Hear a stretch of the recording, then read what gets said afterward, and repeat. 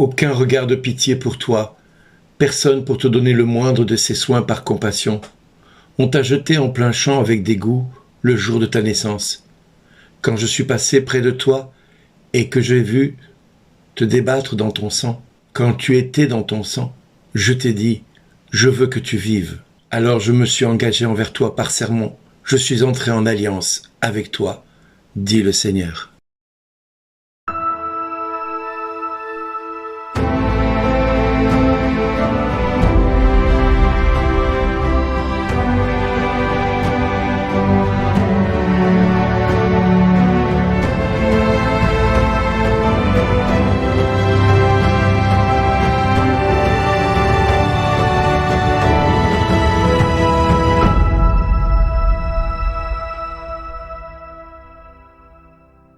Au nom du Père, du Fils et du Saint-Esprit, Amen. Bonjour les amis. N'oublions pas l'amour et n'oublions pas cette phrase « Il n'y a pas de plus grand amour que de donner sa vie pour ceux qu'on aime ». Aujourd'hui, nous fêtons Saint Maximin Kolbe, qui est un homme qui a donné sa vie pour sauver un père de famille. Aujourd'hui, l'Évangile nous parle de ce que c'est l'amour entre un homme et une femme, dans le plan initial de Dieu.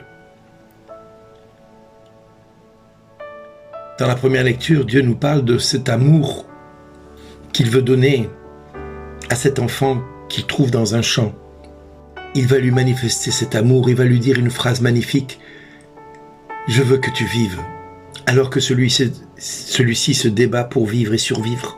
« Je veux que tu vives ». Alors peut-être parmi nous, il y a des personnes qui sentent que leur existence n'a jamais été un cadeau pour elles. Peut-être que certains parmi vous, vous pensez que vous avez été abandonnés, trahis, humiliés, rejetés. Peut-être portez-vous dans votre cœur ce que j'appelle une blessure affective, conjugale ou familiale, qu'importe, mais une blessure d'amour. Peut-être que vous avez commis des fautes pour lesquelles vous ne parvenez pas à vous pardonner et à vous regarder dans une glace à cause de cela. Seulement Dieu nous fait comprendre une chose, c'est que notre valeur ne tient pas et ne vient pas de notre apparence. Dieu dit à Jérusalem qu'il compare à une femme, « Ta beauté était parfaite, grâce à ma splendeur dont je t'avais revêtu. » Oui, Dieu fait l'éloge de cette femme à travers cette première lecture magnifique du livre d'Ézéchiel, où vraiment il dit en long et en large « Je veux que tu vives, je t'ai fait croître comme l'herbe des champs. Tu as poussé, tu as grandi, tu es devenue une femme. Ta poitrine s'est formée, ta chevelure s'est développée. Mais tu étais complètement nue.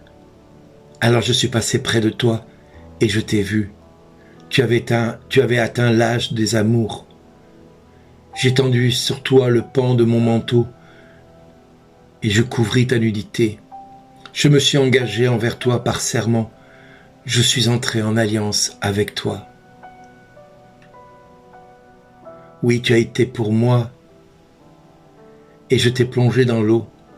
Je t'ai nettoyé de ton sang, je t'ai parfumé avec de l'huile, je t'ai revêti d'habits chamarrés, je t'ai chaussé de souliers en cuir fin, je t'ai donné une ceinture de lin précieux, je t'ai couverte de soie, je t'ai parée de joyaux, des bracelets à tes poignets, un collier à ton cou, un anneau à ton nez, et des boucles à tes oreilles. Et sur ta tête, un diadème magnifique. Tu étais paré d'or et d'argent, vêtu de lin précieux, de soie et d'étoffe chamarrée. La fleur de farine, le miel et l'huile étaient ta nourriture. Tu devins la plus belle, de plus en plus belle, et digne de toute la royauté. Ta renommée s'était répandue parmi les nations, à cause de ta beauté, car elle était parfaite, grâce à ma splendeur dont je t'avais revêtu. Voyez-vous, Dieu parle ainsi de Jérusalem, mais il parle à chacun de nous aussi. Il nous a revêtus de sa splendeur. Il nous a revêtus de son Fils Jésus, le Christ, à qui il a donné la gloire et dont lui s'est défait pour nous donner la gloire qu'il avait reçue de son Père. Maintenant, il reste à savoir ce que nous allons faire de cela. Est-ce que nous allons faire comme certains ou certaines, se servir de ce que nous avons reçu de Dieu et finir par nous prostituer, c'est-à-dire d'user de ce que Dieu nous a donné pour s'en servir à des fins malsaines, à des fins perverses, où le déshonneur nous bouclera la bouche, où la honte s'abattra sur nous. Mais voilà, quand bien même cela arriverait, Dieu nous dit, je te pardonnerai quand tout ce que tu as fait, tout ce que tu as pu dire, tout ce que tu as pu penser. Oui, Dieu est miséricorde. Alors oui, nous pouvons dire avec le cantique des cantiques, voici le Dieu qui me sauve, j'ai confiance et je n'ai plus de crainte. Ma force et mon chant, c'est le Seigneur, il est pour moi le salut. Voilà ce que nous pouvons dire au Seigneur. Et n'oublions pas, c'est à l'amour qu'on aura les uns pour les autres qu'on sera reconnus comme ses disciples. Et il n'y a pas de plus grand amour que de donner sa vie pour ceux qu'on aime. Voyez-vous les amis, nous avons le choix, toujours le choix. Aimer, aimer encore, ou aimer, et aimer encore. Voilà le choix que Dieu nous propose de faire, le seul qui vaille le coup, le seul qui puisse nous permettre demain de dire à Dieu, tu es le Dieu qui me sauve, j'ai confiance, je n'ai plus de crainte, ma force et mon chant c'est toi Seigneur, tu es pour moi le salut. Je vous invite à dire avec moi cette prière que j'ai reçue de Marie. Je vous salue Marie, pleine de grâce. Le Seigneur est avec vous. Vous êtes bénie entre toutes les femmes. Et Jésus, le fruit de vos entrailles, est béni. Sainte Marie, Mère de Dieu et Mère de l'Église, bienheureuse Notre-Dame de France, priez pour votre fille aînée. Protégez cette nation. Ramenez les cœurs de vos enfants dispersés à votre Fils bien-aimé Jésus. Faites renaître la France à la lumière de son baptême. Amen. Jésus, sauve ta France. Ô Jésus, notre Seigneur et notre Dieu, vrai roi de France. Vois la France, la fille aînée de l'Église, qui t'appartient. Tu l'avais confiée à tes plus chers amis, Marthe, Marie-Madeleine et Lazare. Mais l'ennemi est venu et a voulu te chasser de chez toi. Et nous ne savons plus que faire, ni comment nous en débarrasser.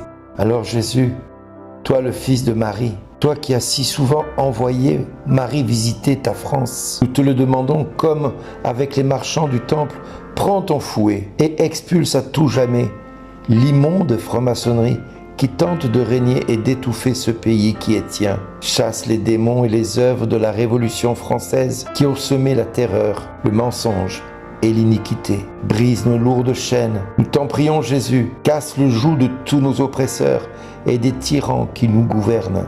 Libère-nous à tout jamais de ceux qui veulent nous asservir pour que nous retrouvions notre vocation première de Franc, fils de Clovis, dont tu convertis le cœur des Francs, c'est-à-dire des hommes libres face à toi, Seigneur. Nous te le demandons, Père, par Jésus-Christ, ton Fils, notre Seigneur et notre Dieu, qui vit et règne avec toi dans l'unité du Saint-Esprit, maintenant et pour les siècles des siècles. Amen. Merci d'exister.